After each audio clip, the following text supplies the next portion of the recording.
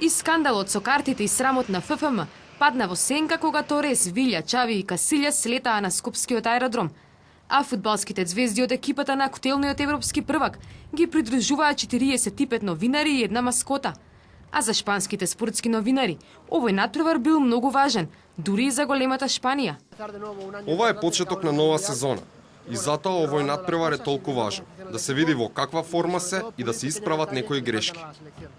А директно од авионот, заедно со шпанските репрезентативци, слета и нивната маскота, верен навивач без пропуштен надпревар.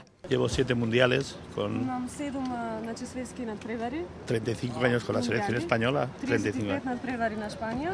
Y el partido de hoy pues es un entrenamiento, yo pido que se vea un buen partido, Значи, јас очекувам добра игра денес que la gente se lo pase bien и пред се луѓето да уживаат y que no haya ningún lesionado. и да нема никакви повредени, нели?